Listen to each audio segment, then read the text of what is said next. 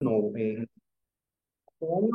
95 que termina en este caso el régimen fujimorista, el primer periodo, ¿ya? Un periodo más que todo caracterizado, ¿no? Por una interrupción del sistema democrático en el año 92, ¿no? Fueron unos meses hasta que en ese caso se planteó, ¿no? Elecciones para elegir a un Congreso Constituyente, que fue llamado el CCD, Congreso Constituyente Democrático, ¿no? El año, y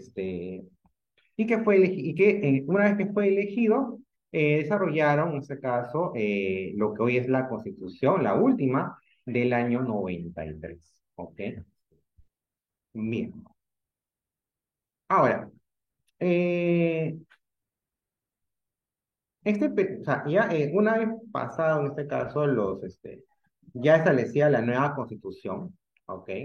Ya establecía la nueva Constitución, ¿ok? Igual en este caso, el ambiente político estaba ya bastante tenso al respecto, ¿no? Si bien había una mayoría que respaldaba las decisiones de Alberto Fujimori, sin embargo, ¿no? La- los, eh, los partidos tradicionales, ¿ya? Obviamente perjudicados, porque muchos no, algunos no ingresaron no postularon ni siquiera al CEDE. O sea, por ejemplo, el caso del Partido Popular Cristiano. No, perdón, el partido pues, sí estuvo. Creo que quien no estuvo fue el APRA. El APRA no llegó a presentar candidatos a la CCD. Sin embargo, sí, por ejemplo, el PPC. ¿Ok? Entonces, había una amplia, en este caso, una amplia base del Fujimorismo, pero en este caso no tenía a todos los sectores políticos con ellos, ¿no? Entonces había esta cierta rivalidad, ¿ok? Entre el mismo ambiente político. Ahora,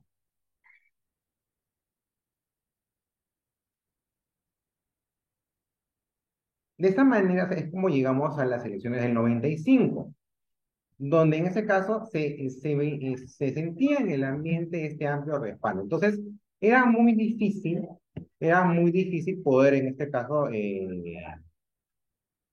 que se presentara un candidato capaz siquiera de poder en este caso pelearle a Fujimori. Entonces, porque muchos de ellos no tenían un respaldo similar, en este caso, al del expresidente. ¿Ok?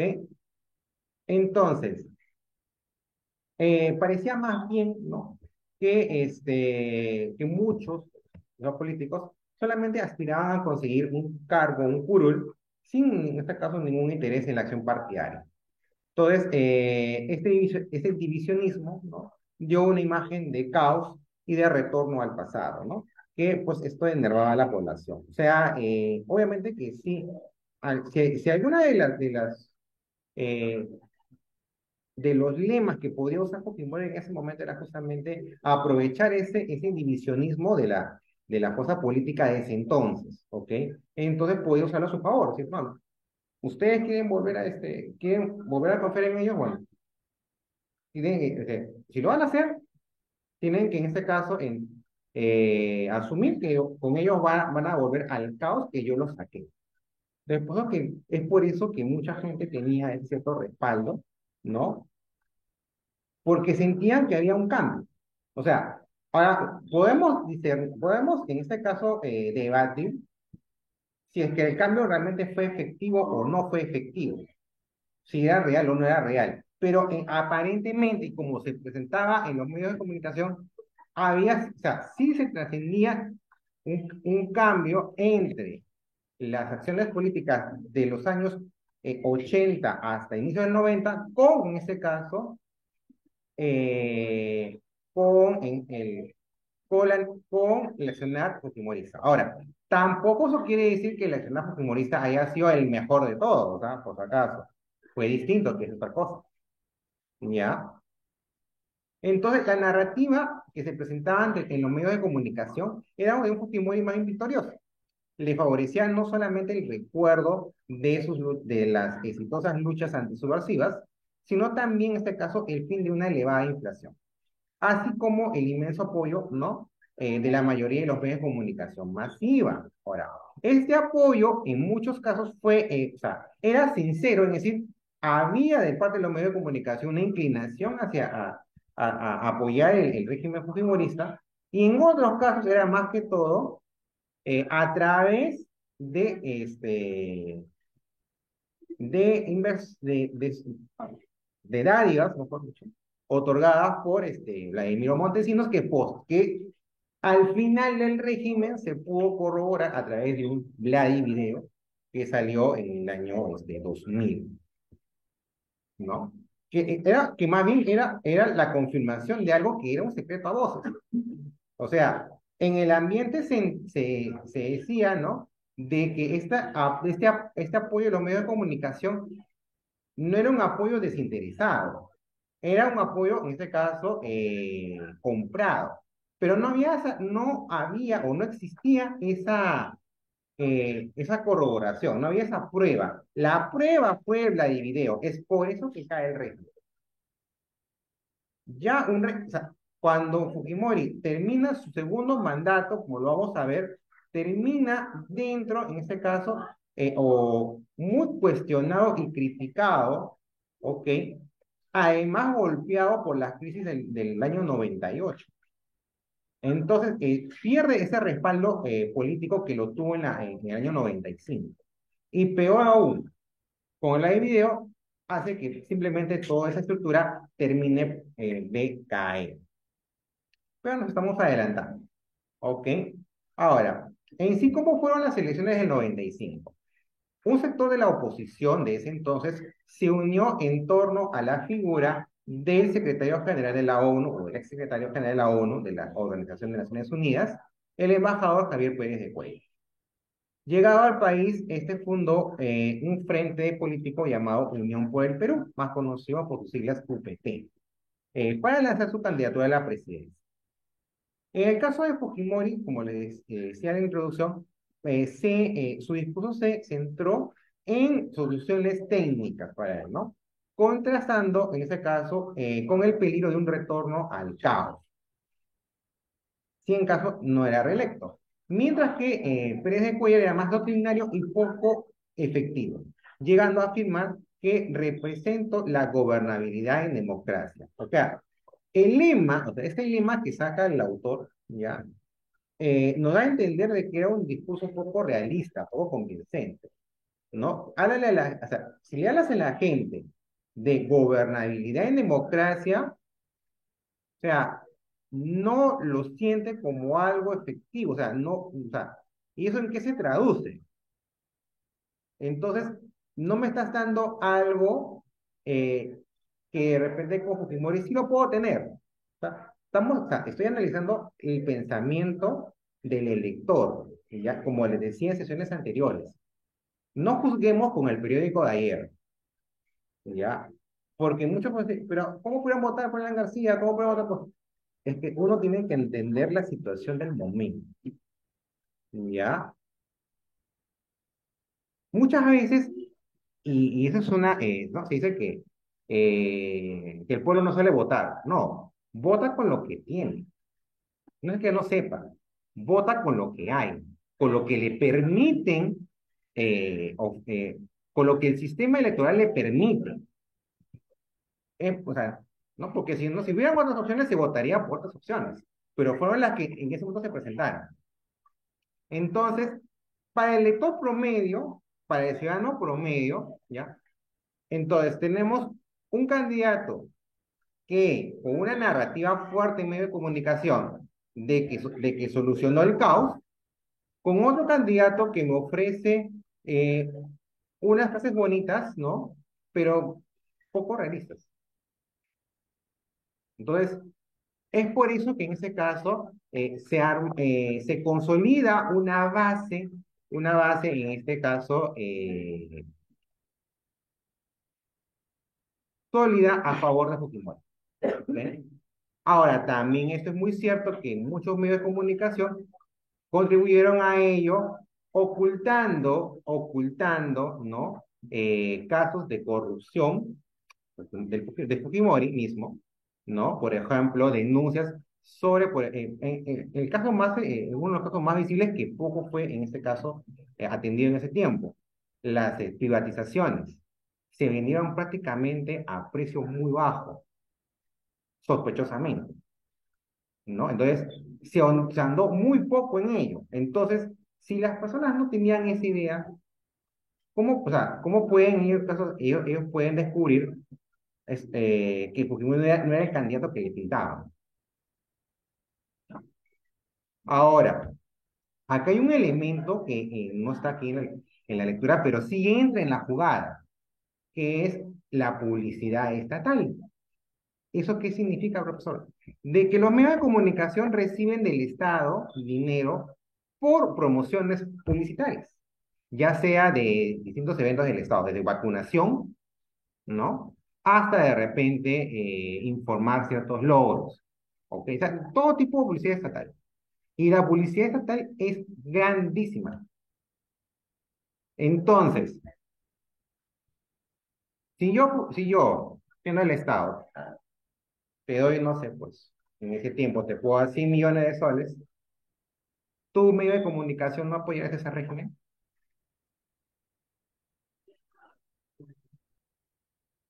Ese es el problema. O sea,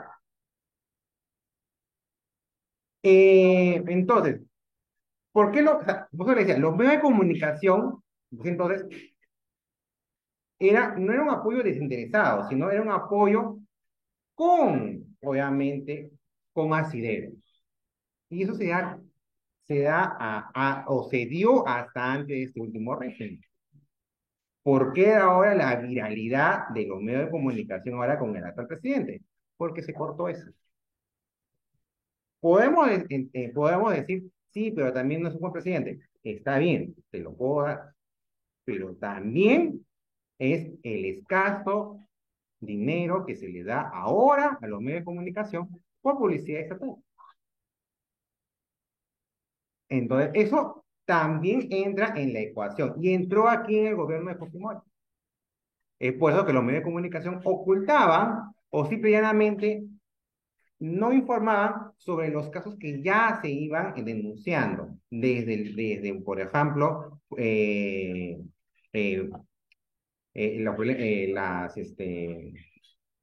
las privatizaciones dudosas, luego corrupción en los mismos estamentos del Estado y también en este caso los asesinatos extrajudiciales. En ese tiempo, en el primer tiempo de Fujimori, en su auge, por ejemplo, se produce en el año 91 antes del autogolpe, se produjo la matanza de Barrios Altos. En el año 92 se produjo, por ejemplo, el asesinato de un profesor y 9 estudiantes de la Universidad de La Cantuta, que esto fue o en este caso fue ejecutado por el Grupo Colina. Y estas investigaciones ya estaban en curso, pero y así y todo, los medios de comunicación empezaron a callar ese tipo de denuncias. Si revisamos los dominicales más populares de ese entonces, año 90, año 93, vamos a ver que el tratamiento de estas noticias que pudieron haber socavado la popularidad de Fujimori fue escasa o nula.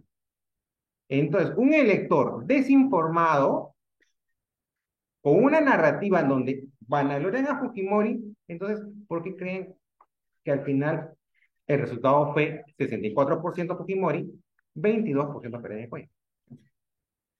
Entonces, por eso yo les digo, no miremos con el periódico ayer, analicemos el contexto, el cómo pudieron surgir ese tipo de presidentes. ¿Ok? Entonces, ahora, ¿qué pasó luego de la elección de Fujimori?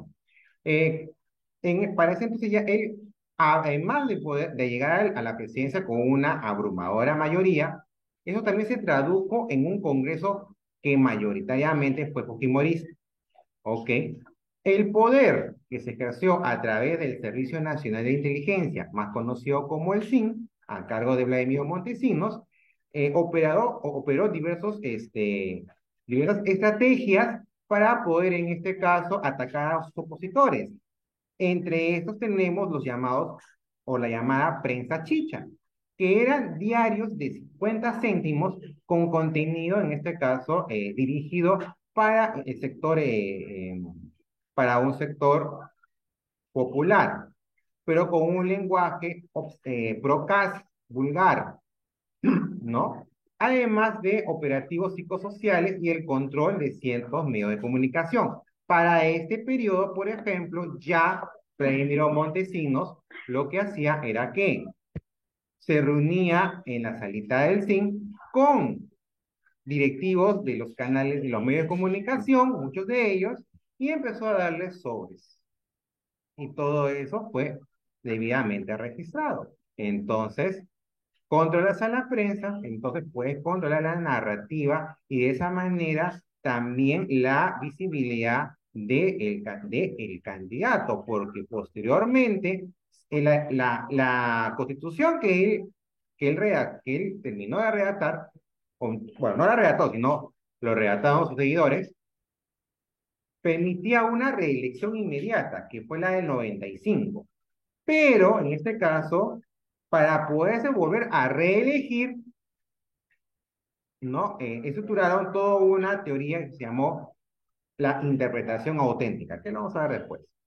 Ya, ahora, además del control de los medios de comunicación, otra estrategia para mantener la buena imagen del régimen fue o fueron los programas de asistencia o asistencialismo para los sectores más pobres, a cargo del FONCODES, que fue el Fondo Nacional de Compensación y Desarrollo Social, cuya labor fue complementada por el FONAVI, el Fondo Nacional de Vivienda, encargado de construir colegios, postas médicas y carreteras.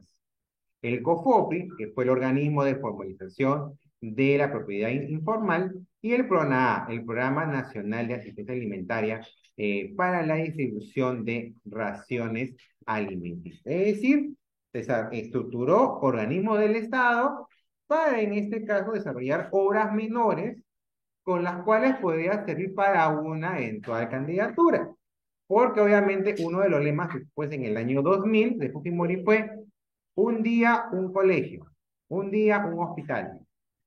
Entonces, estas construcciones, ¿no? Que eran visibles para la sociedad, era ya más que todo con un fin de poderse mantener, de poder continuar en el poder. En ese periodo, en el año 96, ocurrió un hecho inesperado que fue la toma de la embajada de la casa, perdón, de la toma de la casa del embajador japonés, no por parte del grupo terrorista, el MRTA, liderado por uno de sus líderes de ese entonces en libertad, que fue Néstor Serpa Cartolini, e integrado por 14 subversivos, ¿no? Que tomaron la residencia del embajador de ese entonces, Akihito. En el día de su onomástico, o sea, en el día de su fiesta, la fiesta del embajador, en estas fiestas, ¿no? Normalmente suelen, sobre todos los países más fuertes, ya reunir a toda la sociedad política. En esa reunión estuvieron tiros y troyanos. Estaban congresistas fujimoristas e incluso congresistas opositores, como por ejemplo Javier Descanseco, que fue un férreo opositor fujimorista. Sin embargo, él estuvo invitado en esa fiesta del embajador japonés. O sea, ahí, por ejemplo, invitaban a todos en general. Entonces, ese fue como que el blanco para poder ¿no? Desarrollar este golpe por parte de, el movimiento de MRTA. La intención de Néstor Bartolini fue pedir la liberación de los principales cabecillas que se encontraban encarcelados, como Víctor Forlay Campos, Peter Cardona Schulz, entre otros. ¿Ok? Esa era la intención. La respuesta del gobierno fue de negar esta exigencia. De esta manera, los emergentistas, en vez de asesinar a los rehenes, decidieron prolongar la toma, pensando que de esta manera podría caer el régimen fujimorista. El gobierno inició una negociación, pero simultáneamente prepararon una opción. A ver, Andrea, estoy en clase, ¿ya? Voltea, ¿ya? Entonces, les decía que a la vez, o sea, a la par que se desarrollaba una negociación diplomática, se fue desarrollando la opción militar, ¿ok? O sea, en este caso fueron cavando túneles, ¿ya? Por debajo de la casa del embajador japonés. Por eso que la estrategia de rescate se llamó Chavín de Guantar, porque estuvo inspirado en toda esa estructura del templo de Chavín de Guantar, ¿ok?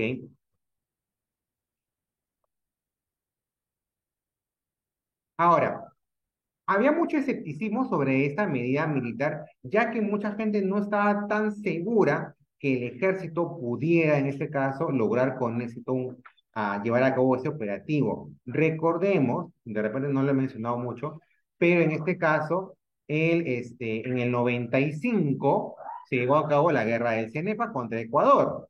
En este conflicto, el ejército peruano sufrió un descalabro rotundo. ¿Ya? Tanto es así que dentro de del Tratado de Paz, ya firmado con el Ecuador, se dio 1 kilómetro cuadrado en el área de Tigüinza para supuestamente los ecuatorianos poder, en este caso, velar a sus muertos, ¿no? O recordar a sus muertos en conflicto. Pero más que todo, o sea, fue una imposición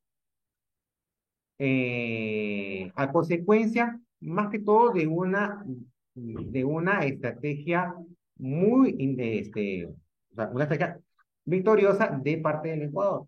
O sea, ahora, en todo conflicto, como hemos visto, normalmente se suele, en este caso, haber dos narrativas. Las dos partes en conflicto siempre van a generar una narrativa a su favor. Pero en sí, en este caso, sí hubo un predominio ecuatoriano. Ahora, que eso no lo pudo terminar de plasmar, por lo que se llegaron a ciertos acuerdos. Pero este combate del CENEPA fue, en este caso, o mejor dicho, la imagen de las Fuerzas Armadas. Es por eso que en ese entonces no se confiaba en la opción militar porque no, se desconfiaba de que el ejército pudiera desarrollar algo con eso. El 22 de abril de 1997 se llevó a cabo este operativo que duró solamente 28 minutos y permitió la liberación de 71 rehenes. El saldo de fallecidos fue de un rehén, 14 subversivos y 2 comandos. Este operativo fue considerado pues, como una victoria para la población, ¿no? Y obviamente Fujimori desde el primer día, luego de desarrollar esa estrategia militar, pues capitalizó el triunfo a su favor, ¿correcto? Utilizó esta victoria para una futura reelección que ya estaba encaminada. La televisión mostró al presidente, por ejemplo, ¿no? En los estribos del bus, que viajaba con los rehenes liberados y pues siendo aplaudido por la población en general, ¿no? Pero si ya a Fujimori ya le venía mal con el tema con el capítulo de los rehenes, le fue peor con la llegada del fenómeno del niño en el año 98 y peor aún la crisis asiática en ese mismo año. Entonces, conforme a los pronósticos de los científicos, el verano del 98 fue testigo de un terrible acontecimiento que causó muchos problemas en el norte del país, ¿no? El Servicio Nacional de Meteorología e Hidrología, el CENAMI, informó que el promedio de la temperatura mensual más alto se registró en Piura en marzo. En cuanto a las lluvias, señaló que el promedio mensual de precipitaciones en las ciudades de Tumbes, Piura y Chiclayo superó cientos de veces la cifra habitual. Sobre el caudal de los ríos, informó que las inundaciones más fuertes se vivieron en Tumbes, Piura e Ica, donde causaron incalculables daños en la infraestructura en general. El INEI registró 171 muertos, 108 heridos, 114 desaparecidos y 463.499 afectados por diversas enfermedades. ¿Ya? Entonces, a comienzos del 97, la caída de los ingresos de varios países hizo que las empresas no tengan cómo pagar sus deudas en el exterior. La caída de las acciones de la bolsa de valores y de los precios inmuebles pone en peligro de quiebra a diversas instituciones. Es así que en 1998 se produce la crisis asiática, lo que detuvo las inversiones extranjeras en nuestro país. Por lo mismo, en este caso, se paralizó la economía peruana.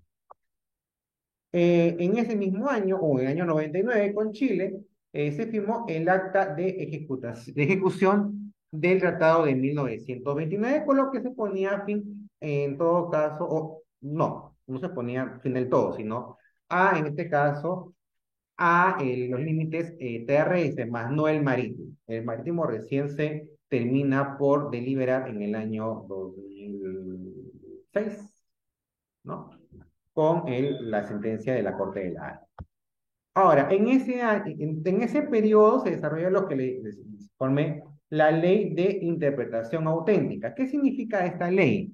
Eh, Tenía en este caso como argumento interpretar el artículo 112 de la Constitución del 93, que establecía que la reelección inmediata se da una sola vez.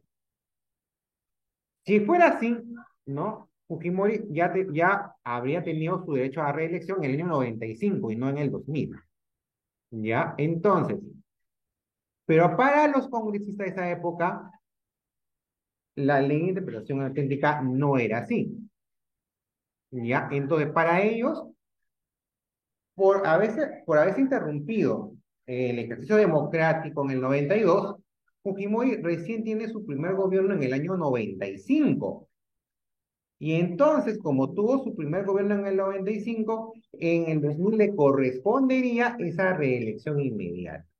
Esto causó, eso sí, ya llegó a causar mucha indignación en la población, ¿ok? E incluso el Tribunal Constitucional de ese entonces rechazó esa interpretación auténtica, lo que le valió ser destruido por el gobierno fujimorista, ¿no? Y posteriormente sí se llega ya con la destitución del Tribunal Constitucional, Fujimori en este caso tiene vía libre para poder, en este caso, eh, enca- eh, poder reelegirse por una segunda vez. ¿Ok?